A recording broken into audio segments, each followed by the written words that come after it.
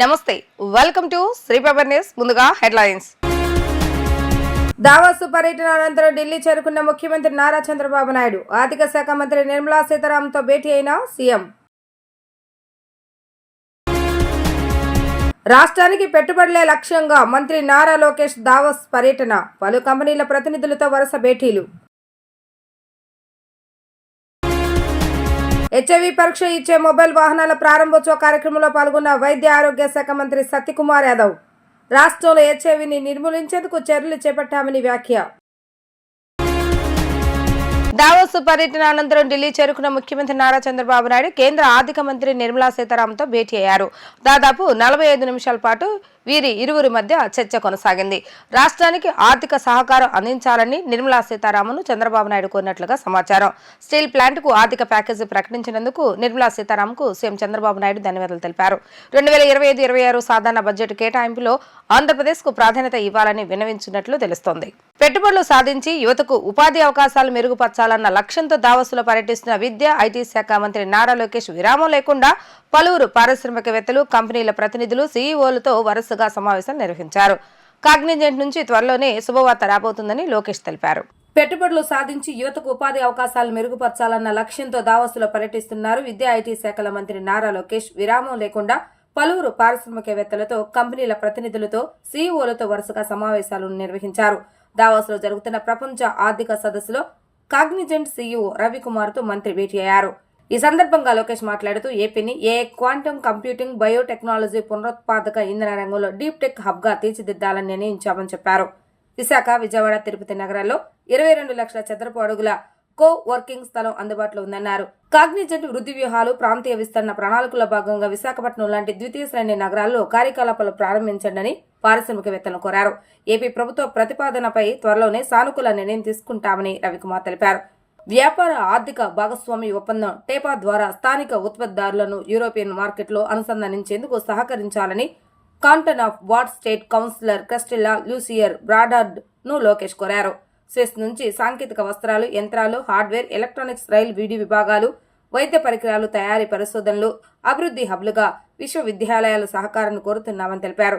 AP కీలక రంగాల్లో Swiss కంపెనీల పెట్టుబడులకు తమ వంతు సహకారం అందజేస్తామని క్రిస్టిల్లా హామీ ఇచ్చారు. రాష్ట్రంలో హెచ్ఐవిని నిర్మూలించేందుకు చర్యలు చేపట్టామని రాష్ట్ర వైద్య ఆరోగ్య శాఖ మంత్రి సత్యకుమార్ యాదవ్ అన్నారు. రాష్ట్రంలో 2,25,000 మంది హెచ్ఐవి బాధితులు ఉన్నారని తెలిపారు. ప్రభుత్వం రికార్డులో ఉందని చెప్పారు. ఐసీటీసీ వాహనాలు గ్రామానికి వచ్చినప్పుడే ప్రజలు మొహమాటం పడకుండా టెస్టులు చేయించుకోవాలని కోరారు. సిద్ధార్థ మెడికల్ కాలేజీలో హెచ్ఐవి పరీక్ష ఇచ్చే మొబైల్ వాహనాల ప్రారంభోత్సవ కార్యక్రమం నిర్వహించారు. వైద్య శాఖ మంత్రి సత్యకుమార్, వైద్య మరియు ఆరోగ్య శాఖ ప్రభుత్వ ప్రధాన కార్యదర్శి ఎంపీ కృష్ణబాబు, ఎన్టీఆర్ జిల్లా కలెక్టర్ లక్ష్మీషా, డిఎంహెచ్ఓ సుహాసిని మరియు అధికారులు ఆధ్వర్యంలో వాహనాలు ప్రారంభించారు. ఈ సందర్భంగా ఆరోగ్య శాఖ మంత్రి సత్యకుమార్ యాదవ్ మాట్లాడుతూ ఏపీ ఎక్స్ ఆధ్వర్యంలో హెచ్ఐవి వ్యాధిగ్రస్తులను గుర్తించేందుకు ప్రభుత్వం ప్రత్యేక దృష్టి సారించిందని, నేడు 10 మొబైల్ వాహనాలను అందుబాటులో తీసుకొచ్చామని అన్నారు. గ్రామీణ, గిరిజన ప్రాంతాల్లో ఉన్న వారికి, సుదూర ప్రాంతాల్లో ఉన్న వారికి అందుబాటులోకి మొబైల్ టెస్ట్ వాహనాలు అందుబాటులోకి ఉంచామన్నారు. హాస్పిటల్ వరకు టెస్టింగ్ల కోసం రాని వారికి ఈ వాహనాలను ప్రారంభించడం జరిగిందని పేర్కొన్నారు. 6 నెలల పాటు హెచ్ఐవి బారిన పడిన వారికి ఉచిత మందులు, 4,000 రూపాయల పెన్షన్ ప్రభుత్వం అందజేస్తుందని, హెచ్ఐవి ఎయిడ్స్ అనేది అంటువ్యాధి కాదని చెప్పారు. ఇవాళ ఏపీ శాక్స్ ఆధ్వర్యంలో హెచ్ఐవి పరీక్షల కోసం 10 మొబైల్ ఐసీటీసీలు, ఇంటిగ్రేటెడ్ కౌన్సిలింగ్ అండ్ టెస్టింగ్ సెంటర్స్ని లాంఛనంగా ప్రారంభించడం జరిగింది. ఇప్పటికే రాష్ట్రంలో 1,600 పైగా ఐసీటీసీలు ఉంటే సుదూర ప్రాంతాల్లో ఉన్నవారికి, గిరిజన ప్రాంతాల్లో ఉన్నవారికి, ఇతరత్ర ఆసుపత్రి దాకా టెస్టింగ్ కోసం రాలేని వారికి వారి ఇంటి దగ్గరికే పరీక్షల కోసం ఈ 10 ఐసీటీసీలు పూర్తిగా కేంద్ర ప్రభుత్వ సహాయంతో ఇవాళ ప్రారంభించడం జరిగింది. దాదాపు 3,60,00,000 ఈ నాన్ రికరింగ్ ఎక్స్పెండిచరే కాకుండా వీటిపైన సంవత్సరానికి 1,10,00,000తో, అంటే కౌన్సిలరు, దాంట్లోనే ఒక ల్యాబ్ టెక్నీషియను, ఒక అటెండెంటు, ఈ స్టాఫ్తో కూడా ఈ మొబైల్ ఐసీటీసీలని ప్రారంభించడం జరిగింది. ఇవాళ రాష్ట్రంలో 2,22,000 మంది హెచ్ఐవి బారిన పడిన రోగగ్రస్తులు ఉన్నారు. వారికి అనేక సెంటర్లలో, ఏఆర్టీ సెంటర్లలో వైద్య సేవాన్ని అందిస్తున్నాం. ఉచితంగా యాంటీ రెట్రోవైరల్ డ్రగ్స్ను కూడా రాష్ట్ర ప్రభుత్వం అందిస్తూ ఉంది. అయితే ప్రజల్లో అవగాహన కలిగించాల్సిన అవసరం ఉంది. హెచ్ఐవి బారిన పడకుండా జాగ్రత్తలు తీసుకోవాలి. ఒకవైపు ఈ అవగాహన కార్యక్రమాలు నిర్వహిస్తూనే ఇంటింటి దగ్గరికి వెళ్ళి పరీక్షలు చేసి కొత్తగా ఎవరన్నా బారిన పడున్నారా గుర్తించే ప్రయత్నం కూడా రాష్ట్ర ప్రభుత్వం చేస్తూ ఉంది. ఇంత పెద్ద ఎత్తున వైద్య సాయం అందిస్తున్నప్పటికీ ప్రజల్లో అవగాహన లేకపోతే కొత్తగా బారిన పడే అవకాశం ఉంది. కాబట్టి ప్రజలు వీటి మీద అవగాహన పెంచుకోవాల్సి ఉంది. ఒక సేఫ్ సెక్స్, తర్వాత ఏదన్నా బారిన పడినట్టు లక్షణాలు కనిపిస్తే ఆసుపత్రికి వెళ్లాల్సిన బాధ్యత ఉంది. ఎందుకంటే ప్రాథమిక దశలో గుర్తిస్తే జీవిత వ్యవధిని పెంచడానికి వస్తుంది, లైఫ్ టైం పెంచడానికి అవకాశం ఉంది. కాబట్టి ప్రజలు ఈ అవకాశాన్ని ఉపయోగించుకోవాలి. ఈ ఐసీటీసీలు మన గ్రామానికి వచ్చినప్పుడు మోమాట పడకుండా మాకెందుకు వస్తుంది అనుకోకుండా పరీక్షలు నిర్వహించుకుంటే ప్రాణాలని కాపాడడానికి అవకాశం ఉంది. కాబట్టి రాష్ట్రం ఈ రకంగా ప్రజల ఆరోగ్య సంరక్షణ కాపాడడం కోసం సంక్రమిత వ్యాధులు కానీ లేదా అసంక్రమిత వ్యాధుల నుంచి ప్రజల్ని కాపాడుకునే ప్రయత్నం చేస్తూ ఉంది. అనేక కార్యక్రమాలను ఇవాళ క్యాన్సర్ పరీక్షలు కూడా రాష్ట్ర వ్యాప్తంగా క్యాన్సర్ పరీక్షలు నిర్వహించడమే కాకుండా రాష్ట్ర వ్యాప్తంగా ఈ NCD 3O చేస్తూ నాన్ కమ్యూనికబుల్ డిసీజ్ 3O చేస్తూ ఈ హైపర్ టెన్షను లేదా డయాబెటీస్ బారిన పడిన వాళ్ళని కూడా గుర్తించి వారికి ప్రాథమిక దశలోనే గుర్తించి చికిత్స అందించి తర్వాత చాలా సీరియస్ అదే మూత్రపిండ వ్యాధులు బారిన పడకుండా హృద్యోగ గుండె జబ్బు బారిన పడకుండా లేదా మరింత ప్రమాదకారి అయిన క్యాన్సర్ బారిన పడకుండా కాపాడే ప్రయత్నం ఇవాళ రాష్ట్రంలో ముఖ్యమంత్రి గారి నాయకత్వంలో రాష్ట్ర ప్రభుత్వం ప్రధానంగా ఆరోగ్య శాఖ జాగ్రత్తలు తీసుకుంటా ఉంది. కూటమి ప్రభుత్వ అభివృద్ధి పనుల్లో పల్లెల పండగ వాతావరణం నెలకొందని మంత్రి కొలుసు పార్థసారథి తెలిపారు. అన్ని రంగాల్లోనూ సమగ్ర అభివృద్ధికి ప్రభుత్వం కృషి చేస్తుందని అన్నారు. నందిగామ నియోజకవర్గంలోని చంద్రలపాడు మండలం గుడిమెట్ల గ్రామ పంచాయతీ పరిధిలో 51 లక్షల రూపాయలతో పూర్తి చేసిన పలు అభివృద్ధి పనులను మంత్రి కొలుసు పార్థసారథి, నందిగామ ఎమ్మెల్యే తంగిరాల సౌమ్య, స్థానిక ప్రజాప్రతినిధులు, అధికారులతో కలిసి ప్రారంభించారు. తొలుత గుడిమెట్ల శివారు లక్ష్మీపురంలో హౌసింగ్ కాలనీ వరకు జిల్లా ప్రజా పరిషత్ నిధులు 15 లక్షలతో నిర్మించిన సిమెంట్ రోడ్లను ప్రారంభించారు. అనంతరం మంత్రి పలు సీసీ రోడ్లను ప్రారంభించారు. ఈ సందర్భంగా మంత్రి సారథి మాట్లాడుతూ రాష్ట్ర ప్రభుత్వం సంక్షేమ కార్యక్రమాలతో పాటు అభివృద్ధికి సమాన ప్రాధాన్యతనిస్తుందని తెలిపారు. విధ్వంసానికి గురైన రాష్ట్రాన్ని గాడిన పెట్టేందుకు ముఖ్యమంత్రి నేతృత్వంలోని కూటమి ప్రభుత్వం అహర్నిశలు కృషి చేస్తుందని వివరించారు. సీఎం చంద్రబాబు నాయుడు, యువనేత లోకేష్ రాత్రనక పగలనక కష్టపడుతున్నారని అన్నారు. పల్లెల్లో రహదారులు, డ్రైనేజీ వ్యవస్థలను ఆధునీకరించడం వల్ల ప్రజలకు మెరుగైన సౌకర్యాలు అందుబాటులోకి వస్తున్నాయని అన్నారు. కేంద్ర ప్రభుత్వ సహకారంతో ఒక పద్ధతి ప్రకారం సమగ్ర ప్రణాళికతో అభివృద్ధి కార్యక్రమాలను చేపడుతున్నట్లుగా వివరించారు. సీఎం నమ్మకంతో లక్షల కోట్ల పెట్టుబడులు రాష్ట్రానికి వస్తున్నాయని అన్నారు. గుడిమెట్లలో 51 లక్షల రూపాయల వ్యయంతో జరిగిన అభివృద్ధి కార్యక్రమాలకి శాసనసభ్యులు గారు, నేను, తెలుగుదేశం పార్టీ నాయకులు వీరబాబు గారు, ప్రసాద్ గారు అందరం కలిసి ప్రారంభోత్సవానికి రావడం జరిగింది. మరి నాడు నేడు మరి గ్రామస్తులు చాలా చక్కగా చూపించారు. ఇంతకుముందు ఈ రోడ్డు ఏ విధంగా ఉండేది, ఎంత ఇబ్బందికరంగా ఉండేది, డ్రైనేజ్ మొత్తం రోడ్డు మీద పారుతూ ఎంత ఇబ్బంది పడేవాళ్ళో చూపించారు. ఈరోజు చాలా చక్కగా రోడ్డు వేశారు. చాలా ఆనందంగా ఉందని చెప్పేసి మనం చేస్తూ మరి ఈ ప్రభుత్వం, కూటమి ప్రభుత్వం చంద్రబాబు నాయుడు గారి నాయకత్వంలో రాష్ట్రాన్ని అన్ని రంగాల్లో కూడా అభివృద్ధి చేయడానికి తీవ్రంగా కృషి చేస్తూ ఉంది. చంద్రబాబు నాయుడు గారి పరిపాలన మీద నమ్మకంతో లక్షల కోట్ల రూపాయలు ఈరోజు మన రాష్ట్రానికి పెట్టుబడిగా వస్తాయని చెప్పేసి మనం చేస్తామని, మనం ఊహించని ఫ్యాక్టరీలు కూడా మరి లోకేష్ గారు అమెరికా వెళ్ళి కేవలం ఒక 10 రోజుల పర్యటనతోనే గూగుల్ సంస్థను ఒప్పించి మరి ఇక్కడ ఒక నెల రోజుల్లోనే, ఆయన పర్యటన ముగించుకున్న నెల రోజుల్లోనే గూగుల్ సంస్థ వచ్చి ఇక్కడ గవర్నమెంట్ అగ్రిమెంట్ చేసుకుంటుంది. అదేవిధంగా బాంబే వెళ్ళి TCSతో 10,000 మందికి ఉద్యోగాల అవకాశం కల్పించే TCSని విశాఖపట్నంలో, అదేవిధంగా 65,000 కోట్ల పెట్టుబడితో రిలయన్స్ ఇండస్ట్రీస్ కంప్రెస్డ్ బయోగ్యాస్ తయారీకి 500 యూనిట్లని పెట్టాలనే ఆలోచన ఉంటే ఈ దేశంలో అన్ని రాష్ట్రాలు కూడా తీవ్రంగా ప్రయత్నం చేసినాయి. మా రాష్ట్రంలో పెట్టండి, మీకు అన్ని వసతులు ఇస్తామని చెప్పేసి. కానీ మన రాష్ట్రాన్ని ఎన్నుకుని కేవలం ఏదో పేపర్ మీదో లేకపోతే ప్రకటనలకు పరిమితం కాకుండా రాష్ట్రంలో ఇప్పటికే వేస్ట్ భూములు ఏదైతే ఉన్నాయో వాటన్నిటిలో కూడా నేపియర్ గ్రాస్ పెంచడానికి 15,000 రూపాయలు కౌలు కింద వాళ్ళకి ఇవ్వడం కూడా జరిగింది. త్వరలో ఒక 2 సంవత్సరాల్లో ఆ ప్లాంట్లు కూడా ప్రారంభమవుతాయని చెప్పేసి మనం చేస్తాం. ఈ విధంగా రాష్ట్రాన్ని మరి అంటే చంద్రబాబు నాయుడు గారు ఐడియా ఏంటంటే సంక్షేమం ప్లస్ అభివృద్ధి. మన పిల్లలు కేవలం సంక్షేమం మీద వెళ్ళి అభివృద్ధిని కనుక పక్కదో పట్టిస్తే మన పిల్లల భవిష్యత్తు ఏమైపోతుందనే ఆలోచనతో మన పిల్లలకి ఇంజనీరింగ్ చదివిన వాళ్ళందరికీ కూడా ఉపాధి అవకాశాలు కల్పించే విధంగా ఈరోజు పెట్టుబడులు తీసుకొస్తున్నారని చెప్పేసి మనం చేస్తా ఉన్నాను. మరి అదేవిధంగా ఈ పంచాయతీరాజ్ రోడ్లు ఈరోజు ఏదైతే వేస్తున్నామో మరి పవన్ కళ్యాణ్ గారు కృషి చేసి కేంద్రం నుంచి నిధులు ఎన్ఆర్జీఎస్ నిధుల్ని దేశవ్యాప్తంగా 13,000 పంచాయతీల్లో ఒకేసారి తీర్మానాలు చేసి ఆయన కూడా 4,000 కిలోమీటర్లు పంచాయతీరాజ్ కింద రోడ్లు కూడా వేశారని చెప్పేసి మనం చేస్తాం. ఈరోజు మరి మా అందరి యువనేత ప్రీతమ నేత లోకేష్ గారి ఆయన వయసులో చిన్నవాడైనా కూడా దూరదృష్టి, ఈ రాష్ట్ర అభివృద్ధి పట్ల ఒక ప్రత్యేకమైన అవగాహన కలిగిన వ్యక్తిగా చంద్రబాబు నాయుడు గారికి తోడుగా మరి చాలా గొప్ప కార్యక్రమాలు చేస్తూ ఉన్నారు.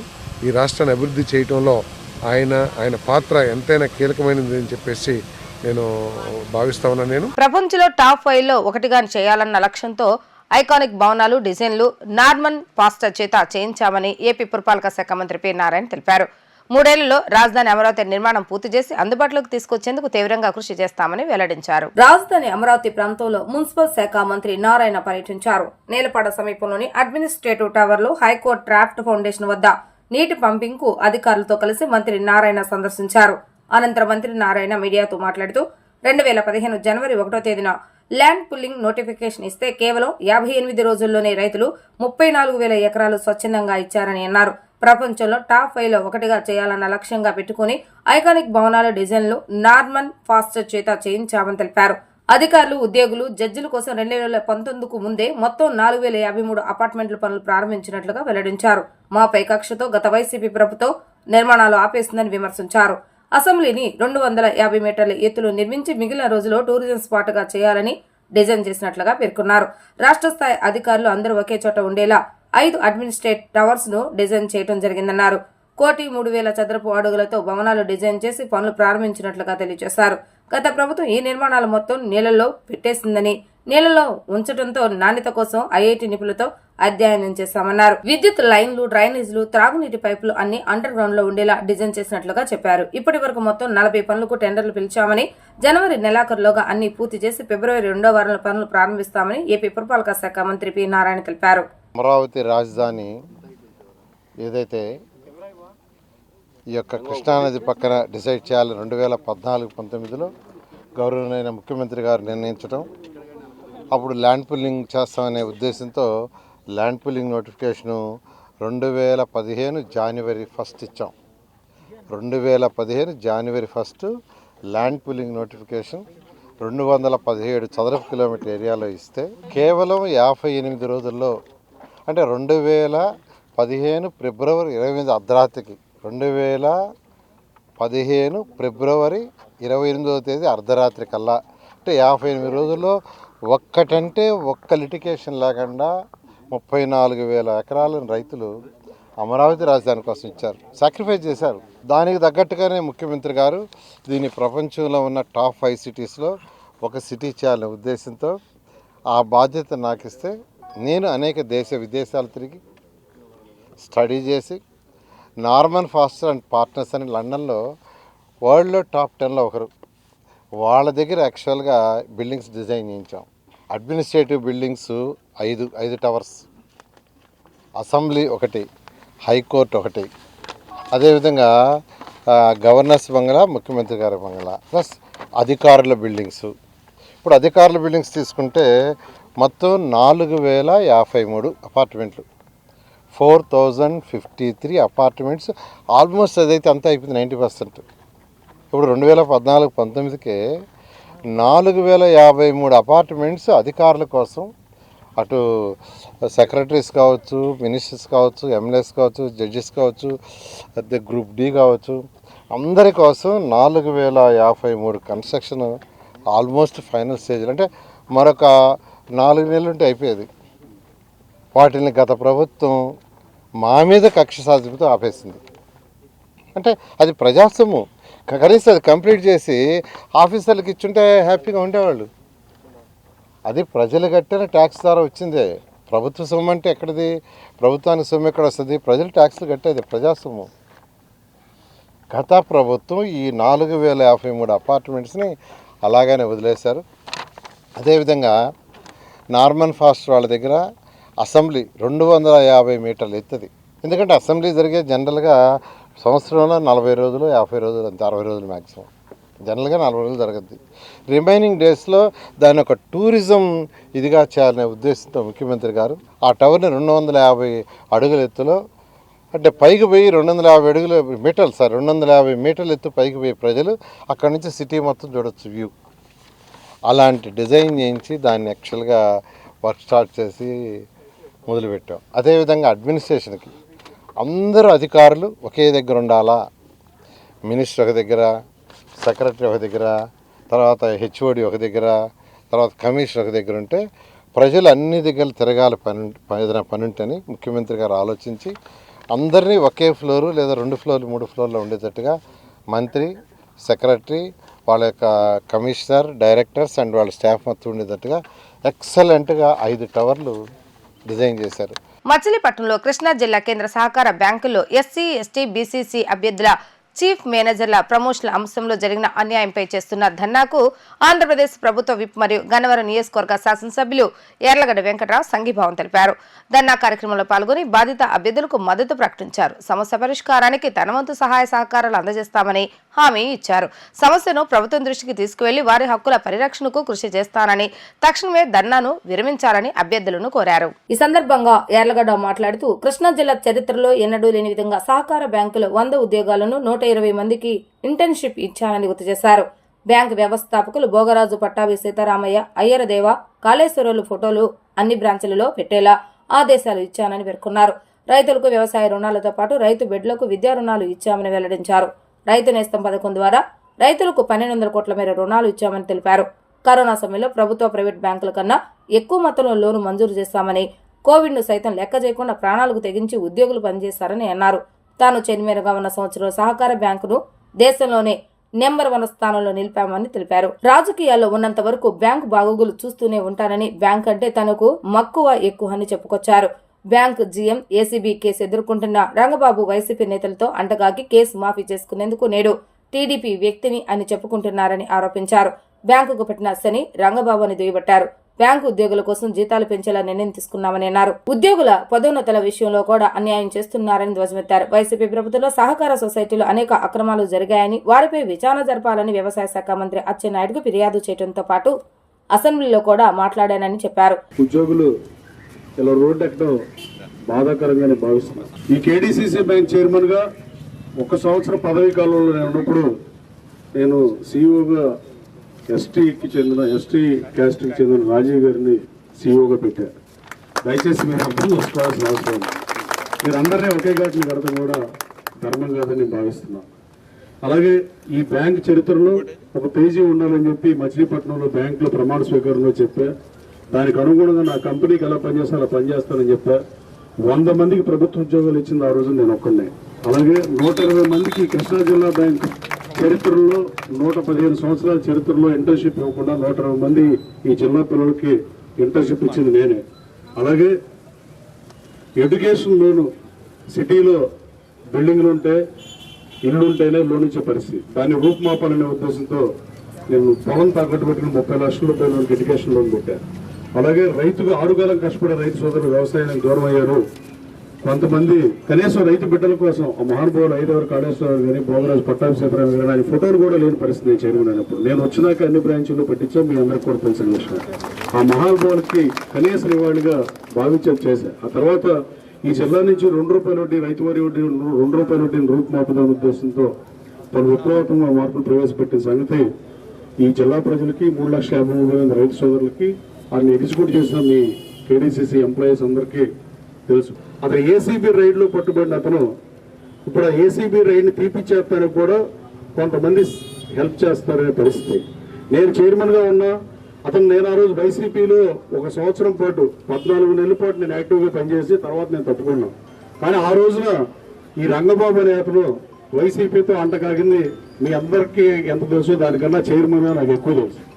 అలాగే తర్వాత కొడాలి నాని దగ్గరికి కానీ, ఆ రోజు మంత్రిగా ఉన్న వాళ్ళ దగ్గరికి కానీ, అక్కడ అక్కడ లాబీ చేసిన పరిస్థితి నేనే విట్నెస్ దానికి. వాళ్ళు ఇంకోళ్ళు ఎవరో బేటీసీసీ ఎంప్లాయీ చెప్పాలో ఇంకోళ్ళు చెప్పాలో రైతులు చెప్పాల్సిన అవసరం ఉందని నేను భావించట్లా.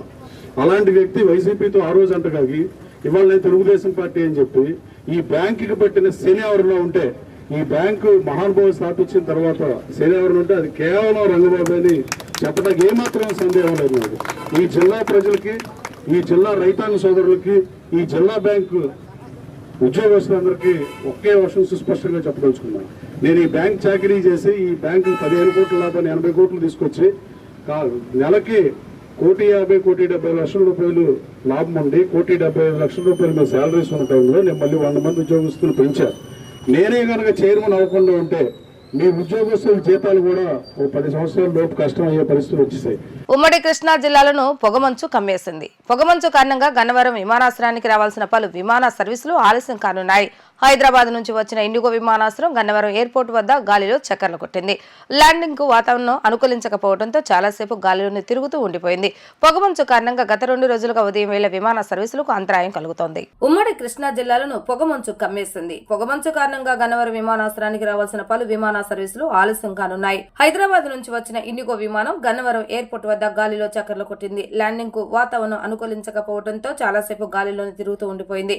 మరోవైపు ఉమ్మడి కృష్ణా జిల్లా వ్యాప్తంగా రోడ్లపై పొగమంచు దట్టంగా కమ్మేసింది. గన్నవరం జాతీయ రహదారిని మంచు దుప్పటి కమ్మేయడంతో వాహనాలు సరిగా కనిపించక ప్రయాణికులు తీవ్ర ఇబ్బందులు పడుతున్నారు. ఉదయం 8 గంటలు దాటినా మంచు దుప్పటి వీల్లేదు. అలాగే విజయవాడ హైదరాబాద్ జాతీయ రహదారిపై పొగమంచుతో వాహనదారులు తీవ్ర ఇక్కట్లు పడుతున్నారు.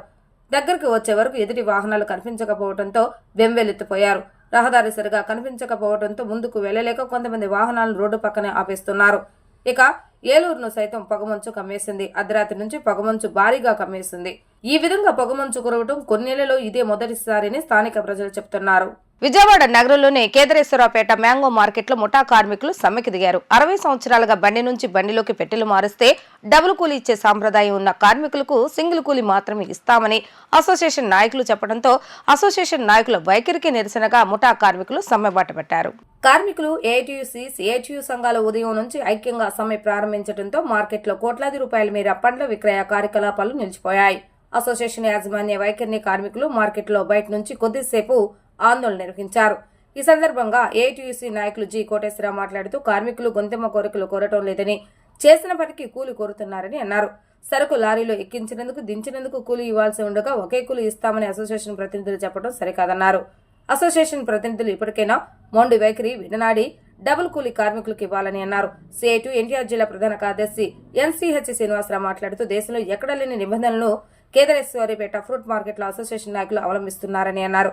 60 సంవత్సరాల నుండి మార్కెట్లో డబుల్ కూలీ విధానాన్ని ఎత్తివేసి కార్మికుల పొట్టగొట్టాలని చూస్తున్నారని అన్నారు. కూలీ పెంచమని కార్మికులు కోరటం లేదని, గతంలో మాదిరిగానే సరుకు ఎత్తినందుకు, దించినందుకు కూలీ కార్మికులు అడుగుతున్నారని అన్నారు. మ్యాంగో మార్కెట్ పుట్టి 60 నుంచి 70 సంవత్సరాలు. మార్కెట్ పుట్టిన కాడి నుంచి బండికి సరుకుని కనుక మారిస్తే 2 కూలీలు ఇచ్చే పద్ధతి ఉంది. ఇప్పుడు యజమానులు సింగిల్ కూలీ మాత్రం ఇస్తామని చెప్పారు. ఇది సరైనది కాదు. 2 కూలీలు ఇవ్వాలని చెప్పేసి కార్మికులు కోరుతా ఉన్నారు. ముఖ్యంగా 1 కూలీ ఇచ్చే పద్ధతి అయితే కార్మికులకి సగం కూలీ పడిపోయే పరిస్థితి వస్తుంది.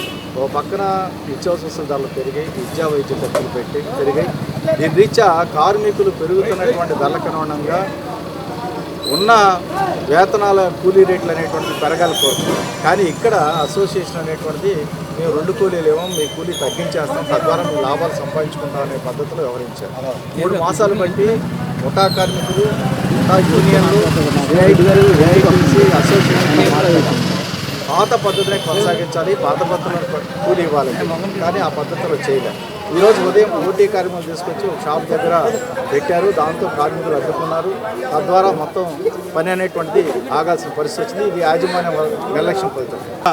పండ్ల ముఠ కార్మికులందరూ కూడా పని బంద్ పాటించడం జరిగింది.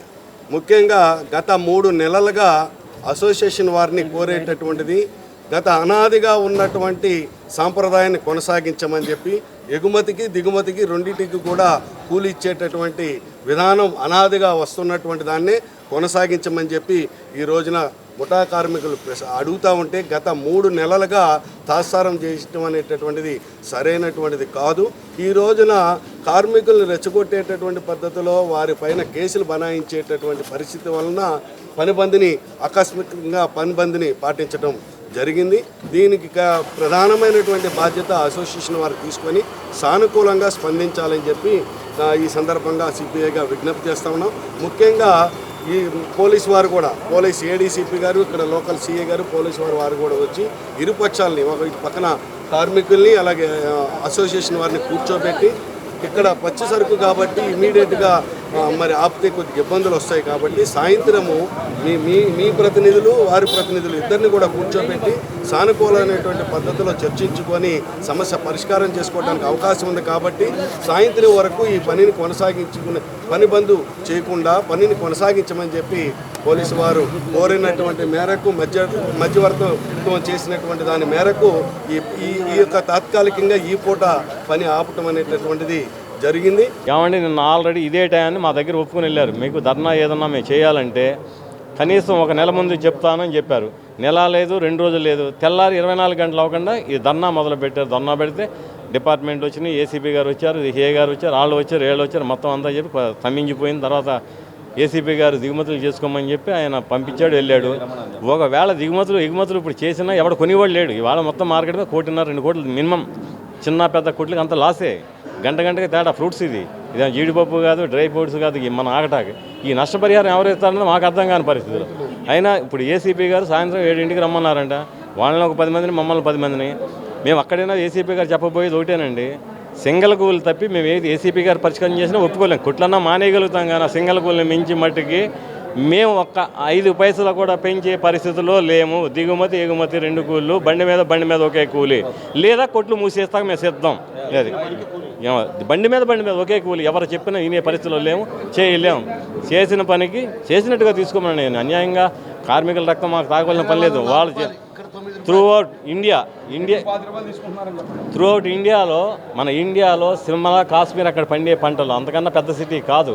హైదరాబాద్, బొంబాయి, పూణే ఇటువంటి బెంగళూరు సిటీల్లో కంపేర్ చేసుకుని వాళ్ళ మీద ₹1.5 పెంచి తీసుకోండి, 2 పెంచి తీసుకోమనండి. అక్కడ ₹4, ₹3, ₹5 హైయెస్ట్. ఇక్కడ 10 పావలా 11, 12 తీసుకుని మేము మాట్లాడట్లా.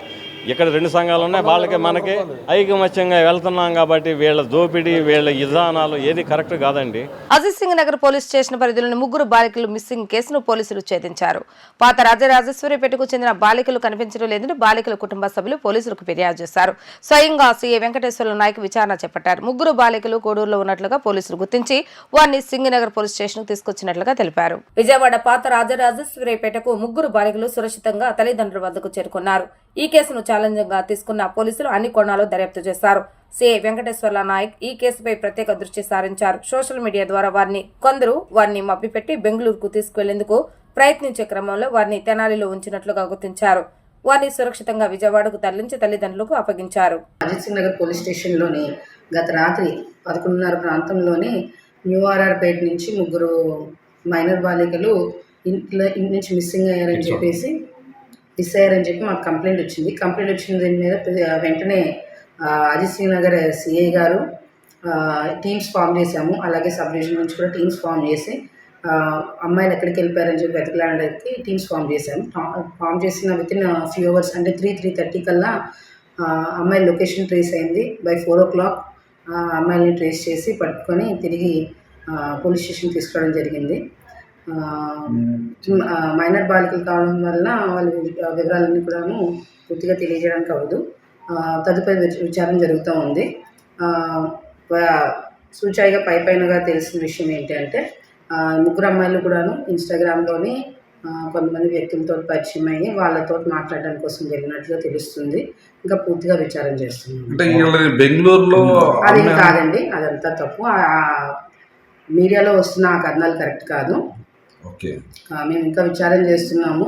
ఆ కథనాలు అయితే కరెక్ట్ కాదు. వీళ్ళు ఇన్స్టాగ్రామ్లోనే వీళ్ళకి ఒక 6-7 months నుంచి పరిచయం ఉంది. ఆ పరిచయం మీద ఆ ఫ్రెండ్స్ దగ్గరికి వీళ్ళు వెళ్ళారు. వెళ్ళింది ఎందుకు ఏంటి అన్నది ఇంకా విచారిస్తున్నారు. వాళ్ళు ఎక్కడికి వెళ్ళడానికి ప్రయత్నం చేశారు మేడం? అసలు మామూలుగా అయితే ఎక్కడికి వెళ్ళడానికి ఏం ప్రయత్నం చేయలేదు. అక్కడ స్టేషనరీగా ఒక దగ్గర ఉంటే మేము వెళ్ళి మా టీం వెళ్ళి వాళ్ళని పట్టుకున్నాము. ఇప్పుడు దీని మీద ఎంక్వైరీ చేస్తున్నారండి? ఇప్పుడు అవతల వ్యక్తులు ఎవరు ఏంటి అనే దాని మీద ఎంక్వైరీ చేస్తున్నారా? అవతల వ్యక్తులను కూడా పట్టుకోవడం జరిగింది.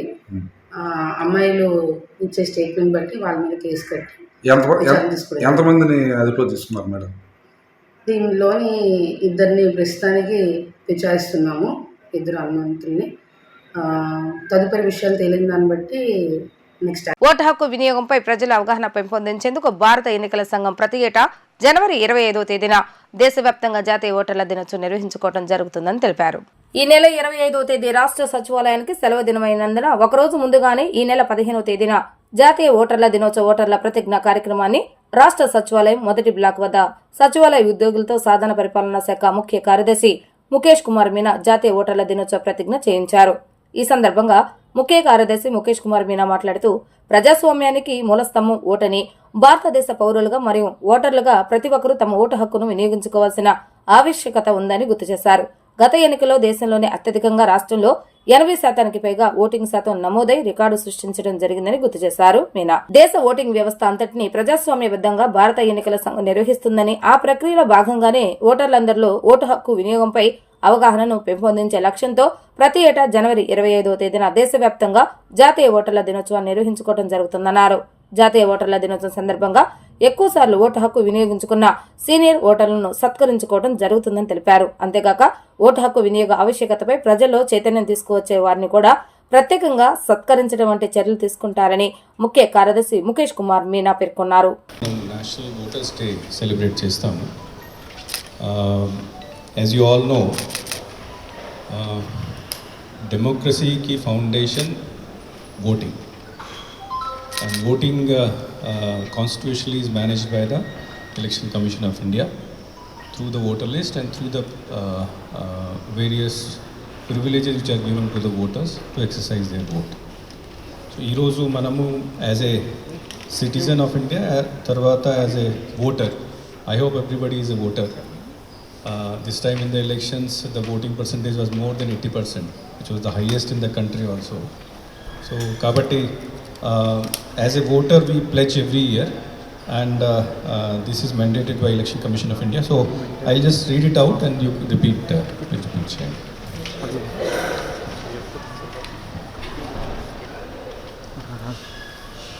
We, the citizens of India, having abiding faith in democracy, hereby pledge to uphold the democratic traditions of our country and the dignity of free, fair and peaceful elections, and to vote in every election fearlessly and without being influenced by considerations of religion, race, caste, community, language or any inducement. Thank you. Jai Hind. వార్తలు ముగించే ముందు headlines మరొకసారి. Davos పర్యటన అనంతరం ఢిల్లీ చేరుకున్న ముఖ్యమంత్రి నారా చంద్రబాబు నాయుడు. ఆర్థిక శాఖ మంత్రి నిర్మలా సీతారామన్తో భేటీ అయిన సీఎం. రాష్ట్రానికి పెట్టుబడులే లక్ష్యంగా మంత్రి నారా లోకేష్ దావోస్ పర్యటన. పలు కంపెనీల ప్రతినిధులతో వరుస భేటీలు. హెచ్ఐవి పరీక్ష ఇచ్చే మొబైల్ వాహనాల ప్రారంభోత్సవ కార్యక్రమంలో పాల్గొన్న వైద్య ఆరోగ్య శాఖ మంత్రి సత్యకుమార్ యాదవ్. రాష్ట్రంలో హెచ్ఐవిని నిర్మూలించేందుకు చర్యలు చేపట్టామని వ్యాఖ్య. ఇవి ఈ రోజు వార్తా విశేషాలు. మరలా తిరిగి ప్రసారమే వార్తలు మళ్ళీ కలుద్దాం. అంతవరకు సెలవు. నమస్కారం.